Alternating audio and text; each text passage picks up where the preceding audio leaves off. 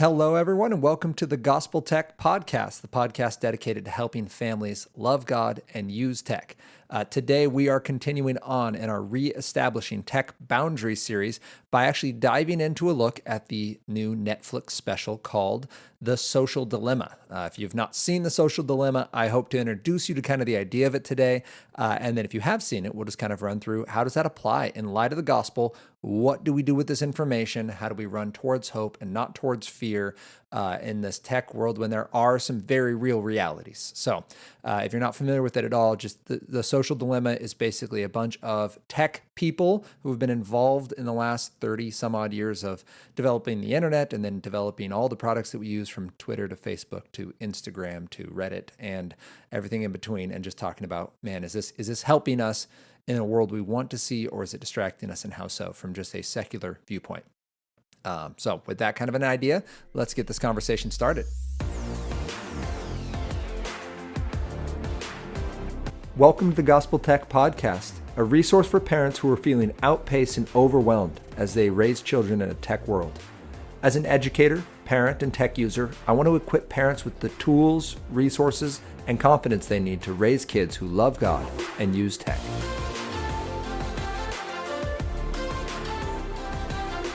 Okay, so today we are going to be talking about The Social Dilemma. It is available on Netflix. If you have not watched it and you don't have Netflix, I actually do hope to host a future public viewing. So stay tuned to that.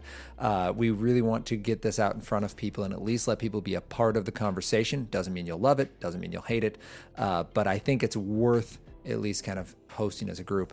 So as we get into this, a couple just housekeeping pieces. First is we do have an online workshop that is aimed to help families better love God and use tech by creating a family tech framework. So basically what this does is you watch these little 7 to 10 minute videos, and then you answer questions like, how do we know if our tech is healthy? And what do we mean by tech? And what boundaries does our family expect to have? And that's what the family tech framework is going to do. The little videos are meant to be very approachable. They are not super fast paced. They're intended to be walked through along with a PDF workbook, or we are currently printing physical copies. But you can just go to thegospeltechworkshop.com. And it'll actually send you directly to a link where you can check out a preview. You can check out like a little introductory 90-second video that kind of tells you what we're doing. You can see what the workbook looks like. You can see kind of some of the other resources around that. So that's just the Gospel Tech, or actually just gospeltechworkshop.com. And you can check that out. So let us know if you have any questions about it. There's options. If your church wants to run like small groups, we have churches that are buying bundles and then delivering those to their church members as just part of their ministry, so that then it's no cost to the actual end users, which we love. And we give those churches excellent cost reductions because we do want to see this done in groups and in community. And we believe that's how that's going to be most useful. So check that out. You can also comment, share, like on Instagram and Facebook. And if you have not yet, please do listen, or if you're listening to this, please do like and comment, rate this podcast. It helps people find us. There's an algorithm that determines basically who sees this content, and your comments, your regular listening, and your likes help us with that. So thank you, everyone. All right. So today, basically, how does the gospel apply to this social dilemma? I think if I had to, let's kind of zoom out. Let's go, what in the world, 10,000 foot view, what is the social dilemma? So the social dilemma is a documentary. It's spearheaded by Tristan Harris, who is a former Google ethicist. And if you're not familiar with internet ethicists, the idea is algorithms don't have a conscience. So the math problem that decides who should see what and what priority information gets has to be designed with a goal in mind. And the ethicist is making sure that that's being done as ethically as possible. So we're not, doing things that are illegal or unkind or unhelpful, right? And he eventually quit when he felt like his work wasn't being in line with that idea of being ethical any longer, and that he had to make change from the outside. So he co-founded the Center for Humane Tech. And the idea there is we need to use tech and not let it use us, basically. So that's Tristan Harris is kind of the voice you'll hear throughout. And then there's tons of people. Shoshana Zuboff is a PhD professor from Harvard Business School. She's the author of The Age of Surveillance Capitalism. You've got Jeff Siebert, who's a former Twitter executive. Roger McNamees. kind of messed that one up. Facebook venture capitalists. Jonathan Haidt, who's an NYU Stern School of Business professor and the author of The Righteous Mind, which is looking at why are people so divided. Ozzy Raskin, who's the inventor of the infinite scroll. So the reason when you go down through social media and you never hit bottom, Ozzo's the person responsible for that. Kathy O'Neill, who's a PhD data scientist, author of The Weapons of Math Destruction. And it goes on. There's a lot of people from Facebook, from Twitter, from Instagram, from YouTube, from basically all of these main leading tech companies who are saying, hey, we love these companies and we love that all the good that technology has done. People have found organ donors and people have made new friends and people have found joy and information on the internet thanks to these math problems and this design that we've done. And they're bringing up, hey, maybe we're not currently doing it as well as we could be, right? Is there a place for regulation, for kind of extending the conversation into what should this look like for the end user? And really the argument being we've commoditized human futures, like you can buy futures in oil, you could buy futures in beef, and now we are selling futures in humans because these algorithms are making predictions on what are you going to do based on your age, your ethnicity, your friend group, your purchase history, your web searching history. Based on all that, they make a model of you and then they team you up with all the other people that are like you. And now you can get micro-targeted for political ads, micro-targeted for information. So if you go to Google, which we'll talk about in a little bit, and you search the same thing as the person sitting next to you who isn't in the same micro-targeted group, you're going to get different results. And they kind of play with that idea of like, is that good? Like, it's good for business. Like, everyone loves hearing what they want to hear and they'll pay for that. But is it good in the big G kind of way? And it's really interesting to watch, right? So when we're talking gospel centered, like we have an answer for what is good. Watching a bunch of tech professionals try to talk through, man, we're really concerned about some of the direction of things we made are going. And now they're trying to put a tab on good. Like, it is really interesting to watch as we as a culture and a nation try to wrestle, and as a world try to wrestle through what does this look like when we don't all have the same standard for good, and how can we voice our concern without someone just going, well, that's just you. Like, it's really good for these companies, so it's fine. They can do what they want. I would strongly recommend, I'll just tell you up front, I would strongly recommend you watch it. And here's why. It's a chance to reflect. There's 3 major takeaways that I believe makes this documentary worth watching. It's worth the 90 minutes. It's worth the $9 to Netflix. I would say if you're someone who doesn't have Netflix, it's worth the $9 to watch it once and delete it right after you finish. That's fine. And if you refuse to get Netflix, I hope, again, to host a viewing where I'll actually get clearance to show it live through Flint and Iron and as a ministry of gospel tech. And then we can kind of have that be part of the conversation. So we'll provide the video and you can just join us. And it goes straight to the social dilemma, the funding does, rather than to Netflix. So if you're working through that, if you're not, beautiful, get on there. Here's 3 reasons why. The tech conversation is complicated. One of the first things they ask people is just, hey, what's the problem, right? And they're going to ask 3 or 4 people right in a row, what's the problem with technology right now? And all of them just start fumbling over their words, because trying to put the problem of tech in a single word or a single sentence is really trite. And it oversimplifies this really complicated conversation, that we're not just saying, well, there are screens and screens are bad. We can't just say, well, there's the internet and the internet is bad. We can say there are problems and we don't like the direction this is going. And there's a lot of concern around this. But I think that's one of the reasons you need to watch it, is it does bring out the complication in the conversation. The second is it will not resolve itself. The complications with technology are going to require people to get involved and get a little bit muddy. You have multiple trillion-dollar companies. They are making decisions that are best for them, and their algorithms are set that good is making money, and therefore whatever makes money, which is generally getting more clicks online and more views and for a longer period of time, then that's good, and we're going to just drive that. And those trillion-dollar companies are doing great at doing that. And maybe we don't like the results. So getting involved is going to be important, because there is a lot of hope, right? There is a lot of hope in this, but that hope will not be realized without action, right? That faith is an action. It's not a feeling, right? When I say I believe this, I'm going to have to show that in what I do, because my actions speak louder than words. And that really is a major takeaway of this. So those 3, it's complicated.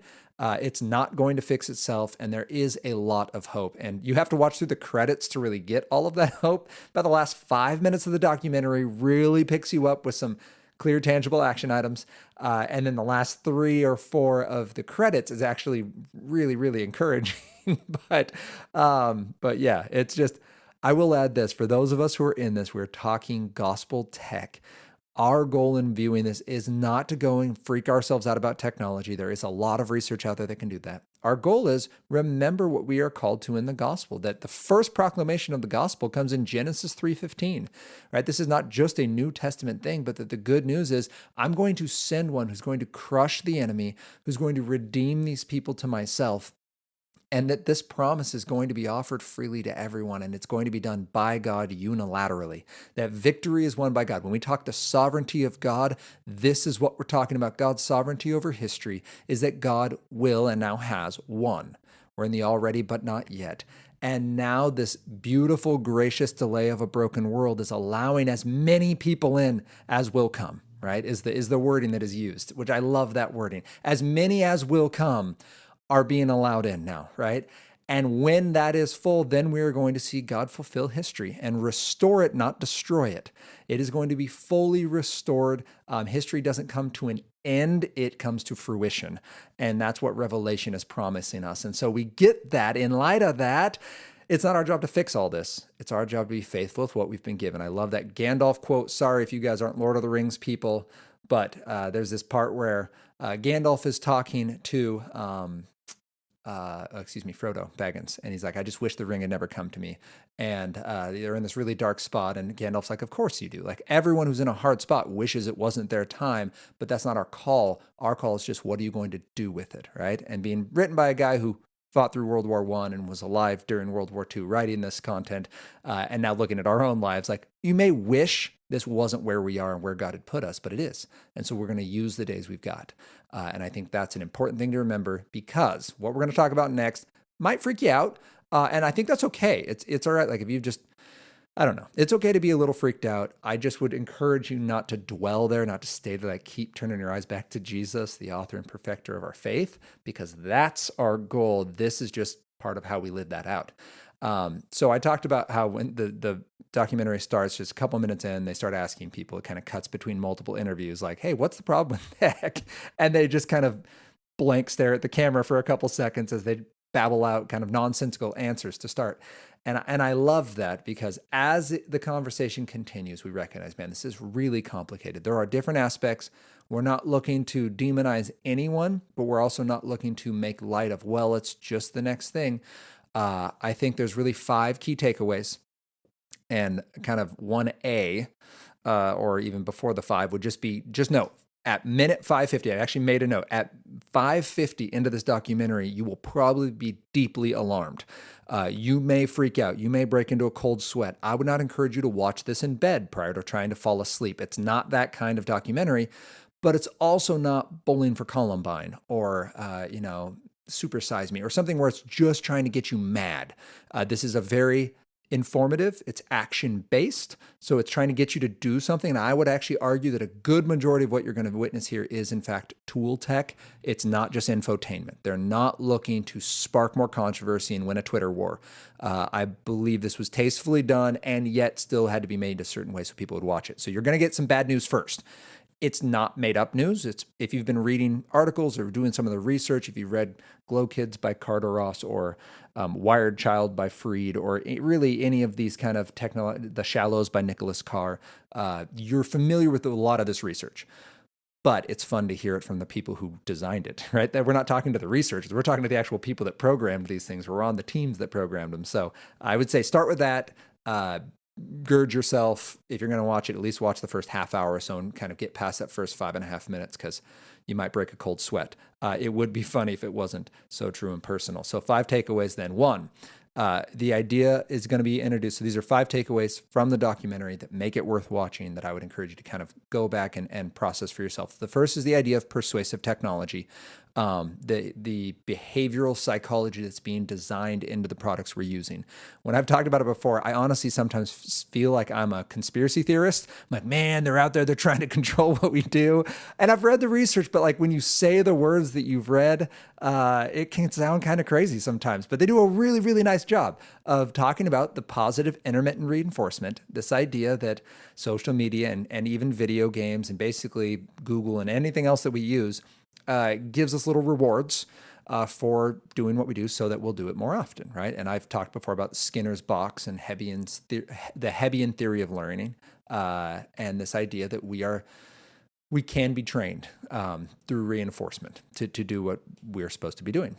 So I like that idea. Persuasive technology is basically they make us feel good, so we keep going back and doing whatever that thing is. So that could be a notification. It could be to check our email, to send a text. It could be basically anytime we get bored and we want to go get that little feel-good hit. One example they use is the pull to refresh.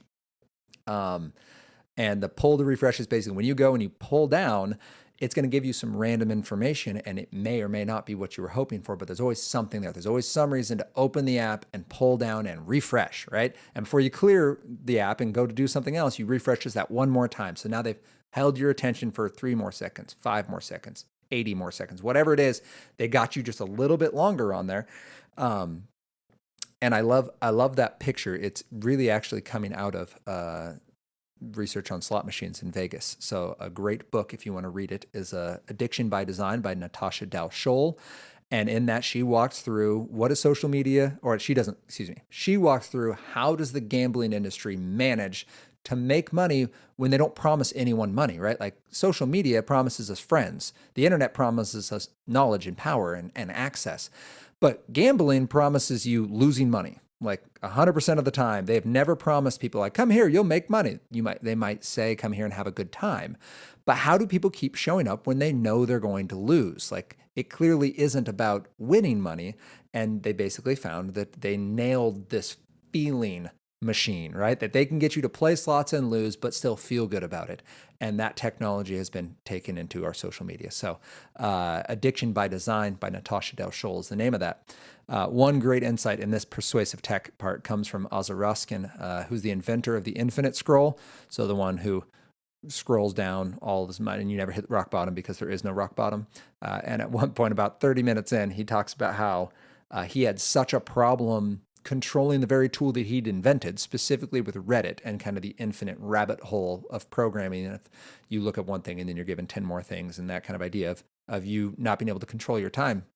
So he had to design a program to help himself remove Reddit as a thing, which I loved that. So the persuasive tech and that idea of what does that mean and how can we recognize that as a reality, not as just some kind of conspiracy thing. The second would be what they call growth hacking. Is it basically psychology to keep you engaged is very much part of the conversation, and this idea of how can we force growth by as this one individual in the show, or excuse me, the documentary, says, his name is Jaron, and he basically says, we don't need to convince you to change your mind entirely. We just need to be able to pay to change someone's ideas 1 degree. That's all we need. If we can get 1 degree and we can be sure that you will change 1 degree, that's all we need. And then it's an imperceptible kind of almost a inception idea that you don't know that you've changed, and that 1 degree now allows us to make the next 1 degree of change over time, over repeated, thousands and thousands and thousands of impressions. We're going to make these little changes to the point where you think you're making the choice. So growth hacking is super interesting in that. Third is this idea that there is a big difference in the type of tech. Now, I actually think this is an area for further conversation because I think the documentary does not dive deeply into this, but Tristan Harris, the guy who's kind of running the whole conversation, compares technology to a bicycle. And he does this because Steve Jobs back in the early 2000s said, no, like computers, they're like bicycles for your brain, right? It's a way to get places faster. It's a way to exercise your brain. It's just a really hyper functional tool. And Tristan Harris would say, well, okay, that's fine, but tools wait for you, right? If I walk away from any other tool in my life, it doesn't nudge me to remind me to come back. It doesn't send me notifications. It doesn't realize that I've been absent for a long time and start sending me updates on people that I haven't seen in a long time, and like expand its reach on trying to bring me back into the loop. And then learning more about my psychological build and makeup, right? Like that's not something tools do. That's something that, well, this technology does. And so that's why we have those two different categories. We have tool tech and drool tech when we talk about tech, because it's not just, is it functional? It's, is this thing, tool tech, right? Does it help me create? Does it operate at the pace of real life? And does it leverage my interests, passions, and goals, right? That idea of it helps me do what I want. So me swinging a hammer is more effective than me hitting a nail with a rock, and me using a nail gun is better than a hammer. And all stages, those things are completely tool tech. Whereas in drool tech, it's going to help me consume. It's going to move faster than the pace of real life, often overstimulating me. And then there's built-in rewards. There's pre-programmed goals, or there is some kind of feedback loop with likes, or some kind of development and growth that's been designed by somebody else, generally with the help of a supercomputer. And that thing is now giving me encouragement to continue the behavior at once. It's no longer me driving the conversation. And at times, those drool tech aspects simulate a tool like a news feed, but that feed is exactly that. I'm being fed this information based off what they think I want to see. Either it's hyper controversial or it's hyper helpful, and it's exactly what I want. But either way, like, I didn't pick that. It's a suggestion for me. So that is drool tech. And that idea of manipulating and informational seduction, right? That I'm getting pulled into what I want to hear is very concerning. So Dr. Anna Lemke from the Stanford School of Medicine says that social media is a drug because it tinkers with our hardwired need for human contact. So those nudges, those little reminders and notifications really manipulate and redirect our attention even before we're aware of it, because we want social contact. We want to be liked. That's just in our design. That's how God made us, right? In this case, they would say it's millions of years of evolution. But the idea being God made us in his image as relationship. God exists in eternal and infinite relationship as a triune God. As such, God has designed us in his image for relationship. And out of that, like, to be pulled into social media because of a desire for social, misplaced, but still a desire, you can't just resist it. You can't go, well, I don't care if I belong. That's not true. You do. You're wired for caring. So then we get pulled into the app or whatever it is that we're now seeking that attention. And that's where the one above it, right? Growth hacking shows up. And all of a sudden now tools are being used on us that we maybe can't even recognize, and we can't resist because we're not capable of that. We had a choice whether we would jump into social media or not, but it really wasn't even a fair fight because we are wired to want social contact. So I think that's just a super idea that that really the fourth is that social manipulation is real, both in our lives and in our culture. And I love this. So Chamath, again, coming back. So he's the former VP of growth at Facebook. And he basically says, we conflate hearts and likes and thumbs ups with value, and we conflate that with truth, right? So we get this idea that I now have value because I have likes online. And then we make that, well, that means I am valuable. And instead, he says, it's fake, brittle popularity. And I love that quote, that it's not real. And even if it makes us feel good, it's not strong. It's not resilient. It can't handle the test of confrontation and differences. And it basically makes us dangerous. And basically it leaves us in this rest of his quote, it leaves you more vacant and empty than you were before, because it then forces you to focus on a vicious cycle that leaves you with the question of what's the next thing I need to do because I need that social approval back. Now, then he says, now think about that compounded by 2 billion people, which is how many people are engaged in these online social media platforms, right? That's a quarter of the world's population is now getting that mindset from an external source. It's not something we're coming up with our own. So I think that's, they just do a really good job of that. And Tristan Harris basically sums it up like this. He says, if you don't agree on what is true, then everything else is just toast, right? Like if we can't come to a groundwork on this is our basis for truth, and I think using that idea of how do we establish truth, and as Christians in light of the gospel, our goal isn't to go out and win arguments with people on social media, it's to love them. And I think that this is really when we go, all right, so we have these things that are kind of heavy.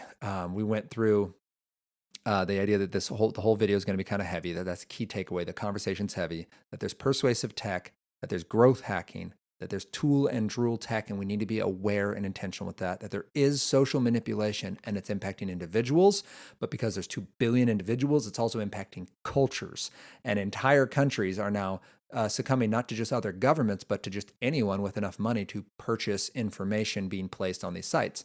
And I think my kind of wrapping that section up, my favorite example of that happening is one individual says, hey, imagine Wikipedia if when you search something on Wikipedia, instead of it giving you the information on that page, it gave you information that was specialized to you for that search, and that was put there by whoever paid the most to have their information show up the highest for your demographic, right? That you were micro-targeted by a group, and so you get different information now. So you want to look up something on US history, and you're going to get a different version because funding directed the information to be more targeted for you.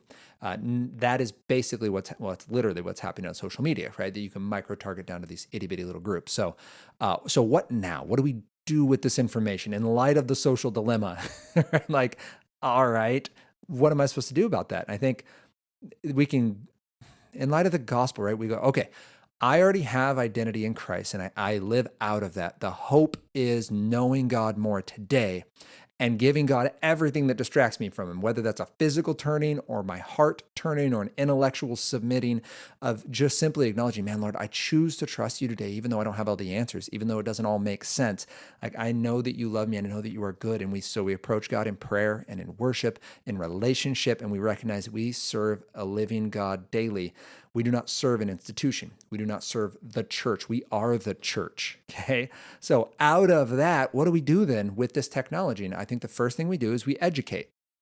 And in the show notes, you're going to see a couple books. You can educate yourself a little bit. I'd say the least intimidating is the Techwise Family. You've probably heard us suggest this before.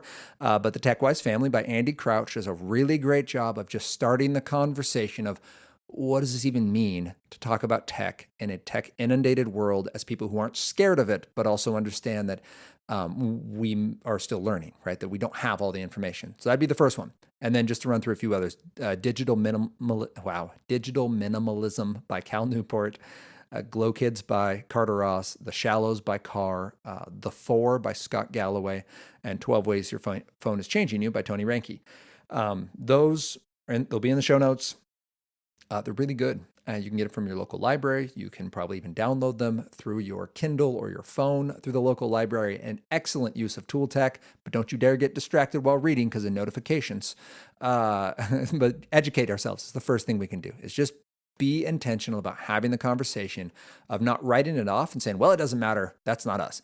Because we are told to care about our neighbors and about our enemies and to be as wise as serpents and as innocent as doves. And part of being as wise as serpents means being aware of what's happening. Doesn't mean you have to agree with it. It just means we do need some level of information on that. The second thing we need to do, and these aren't probably in priority order, I should have started with this one, but is pray and potentially repent. Earnestly seek and reflect. I think the reason education came up first in these notes is a lot of times as we prayerfully read through information, the Lord applies it. That happened during this documentary for me, where I go, oh man, you know what? I've really been fear-focused about that. I haven't been hope-focused. I haven't looked at this and been like, you know what? I could impact change. I've been like, oh, that's scary. Run away. So I think praying and repenting is going to be really important. And we need to look at things like, how's our tech time and content, right? Do we Philippians 4:8 this? Is the content that I'm watching true and noble and right and pure and lovely and admirable? Is it excellent and praiseworthy? If it is, that's great. And I'm on the right track and we're doing fine here. If it's not, what am I supposed to do? That's where that Matthew 5:28 comes in, right? We cut it off, we gouge it out, and we give it back to God and say, Lord, I don't need this. Lord, please take it. Then we can pray about our engagement online. Am I loving people? I love this. And this comes out of, oh man, it comes out of John 13:34 and 35. So a new commandment I give to you, that you love one another. Just as I loved you, you also love one another. By this, all people will know that you are my disciples if you love one another. When we talk about our engagement online, I just really want to slow this conversation down and settle here, especially during a political season that we're in, especially in the climate that our culture and our country is in. We need to look intentionally at going, all right, am I just loving my friends? Because Jesus calls that out and goes, hey, listen, everybody loves their friends. The least Christian person on the planet is going to see their best friend going through a hard time, is going to go, man, can I bring you a meal? Can I come over and help you? Can I be present with you in this? Right? Like, that's normal human behavior. And the fact that that doesn't always happen should be just a shout out for us, because that is concerning, but that's normal human behavior. That's not noteworthy. Jesus goes, no, it's going to be how you love your enemies. It's going to be by the way you forgive. It's going to be the way you serve those who persecute you, right? That's how they're going to know. So when Jesus dies on the cross between two renowned sinners who are being executed, and he dies and gives up his spirit, and the centurion goes, wow, this guy was the man of God. Or, was the Son of God, right? Like, that's a centurion who was head of the guys that mocked Jesus and whipped Jesus and put a robe on him and struck him and then killed him. And he goes, oh, yeah, right? Like, seeing the way he died is actually the line it uses, which is fantastic, right? That's our goal. Our goal is not to establish some kind of Christian hegemony in this planet where we are now going to run by justice and right rule instead of Jesus, right? Like, well, once Jesus comes up, we'll give him the reins. But for now, we got this. No, our job is to die on the part of our enemies, just like Jesus died for us while we were still his enemies, Romans 5:8. So this is coming actually from a sermon that Pastor Noah out of Gospel Life shared, which was really good. It's August 2nd, 2020. If you want to go look up the Gospel Life Church podcast off their website, he did an awesome job with this. But his idea was, hey, Christians, like, we should look different from the world, including in our digital lives, right? Unsaved friends are going to do all these hard things for each other, but what is going to set us apart? That we love those who hate us, right? We love those who are our personal enemies, not because we feel like it, but because God gives us the strength to do it. And I think that needs to be a big part of it as we pray through our technology. How are we treating people with different political views? How are we treating people with ideas that we believe are both dangerous and wrong? How are we treating those people, right? They are still people that Jesus has died for, and we need to recognize that and then act out of that. Does not mean you have to like them. I would actually say that up front. You don't have to somehow be their best friend. You had better respect them, and you can respect them best by asking and starting a conversation, or like your mama taught you, if you have nothing nice to say nothing at all. That's a start. But it gets to indifference, and then we start to live separate lives in our own echo chambers, and so I'm going to push back against that. But that's where this third point is. Under the pray and repent. Pray and repent about who you're following, what you're reading, what you're listening to, and get out of that echo chamber. Get yourself in a spot where you are uncomfortable and it makes you mad, and then pray about why that's making you mad. Are you mad like Jesus was mad when people were stopping Gentiles from getting to the presence of God? Is that what you're mad about? That people are being stopped from seeing God's glory? Or are you mad because your kingdom's not the one being recognized? Right? That's what we need to be asking ourselves. Which then brings us to 3, make changes. There's a lot of changes. If you make it all the way through this documentary, right as the credits roll, like we're talking the last 4 minutes, I mentioned that it gets more positive. It does. And they give you some really cool, tangible ways to start to enact change. Not out of, well, once I do this, then I'm better than other people. But like, I want to start a conversation and I can't even hear myself think because of just all of the noise around me in the drool tech world. What can you do? First thing you do is turn off notifications. Turn them all off. You can actually select certain contacts. So like on my phone, my mom and dad and Anna will ring through. So if something goes wrong with Anna, my mom and dad can get a hold of me, and my in-laws. But like, they will ring through, but my phone is muted, it's on silent, and all the notifications are turned off. But you can click on contact and then scroll to the bottom, and you can actually click a ring through option. And you can select that person that no matter what happens, if they phone call you, or you can set it for text. But basically, Anna knows she can text me. It'll be silent. I'll just get it eventually. And then she can call me, and it will ring through no matter where I'm at, no matter what's going on. I can't actually turn that off without turning off my physical phone. So do that. Get yourself some space to where if it's not mission critical and it's not like, man, I got to get home now to save people from a burning building. Like, that's the kind of thing I want to get a phone call on. I don't need to know that someone on LinkedIn has a new phone number or something, right? Like, I don't need those notifications all the time. I can go find that when I go to LinkedIn, and I don't need it a moment sooner. Use different search engines. So don't use Google, because Google is always tracking you. Yes, by your IP address, like just by you being alive, by your location, right? It knows where you're at and generally what you're doing. So DuckDuckGo would be one such example of someone who does not capture information and use that data to build models to then send you more ads. Another option is don't click on suggested YouTube videos. Fact check what you find before you share it. So if you see it on social media, like, ooh, that's exciting, just spend a couple minutes Googling it. If it's really important enough to share, it's important enough to research. And I just said Googling it. Wow. Maybe DuckDuckGoing it or whatever that is, because they will know you search that and they will start sending you things like that. Remember that your clicks, your likes, your shares drive dollars. So don't click on clickbait, because clickbait is designed to get you to click on it, and it's not designed because you need it. Tech execs don't give tech and social media to their kids. So there's really never really a reason to do that. I love the side note here. Anna, as she was reading through it, added, you never get high on your own supply, which is true, right? That there's really only two groups of people, as the documentary will point out, that are ever called users. And that's illegal drug industry and the social media industry. That the end consumer is called a user, and that tech execs do not allow their children, by and large, to engage with social media, to engage with some of these really highly behaviorally designed invasive techs. Follow people you don't agree with and delete your social media accounts would be the most extensive final two. I don't think you have to delete it, but these are changes you can make. And the fourth and final reason to really engage this, and I guess to kind of bring this whole thing full circle on, all right, we have this documentary. It's talking about a social dilemma, about the way social media is designed to draw us in and then designed to pick us apart and make us into micro groups based on, even down sometimes to the blocks you live on, that they're going to send you different information. They give a challenge, and I'll actually post mine because I took a picture of it partway through the documentary. They'll say, climate change is, right? And then just type that into Google and it will give you 6 or 7 options underneath that. And they're like, just look at it with everyone in your family. Climate change is. And based on your search on a different device or logged in as a different individual, you will probably get different options below. And that is what we're talking about here is, all right, so we're getting information. It's custom fit for us. And what do? Well, we educate ourselves about just what's happening with tech, not so that we'll be afraid, but so that we can be informed. We pray because that's where we're going to get our hope so that we can be moving forward to love others, to control our content, not out of fear that somehow this is going to spoil us, but out of love. I love God and I want my heart to have more of God. So I'm going to want to get rid of anything that gets in the way, right?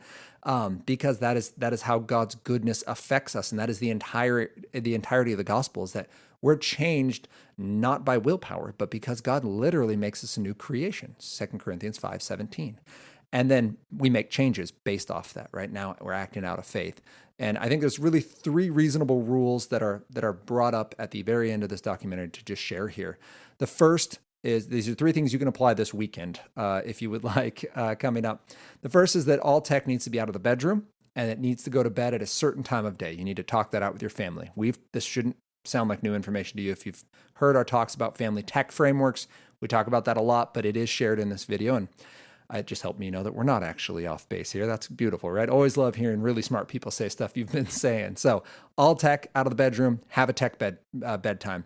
No social media before high school, which when we were talking about why your kid doesn't need a smartphone or making your smartphone a dumb phone a few episodes ago, this guy actually says, hey, based on research, like 16 is what he tells people.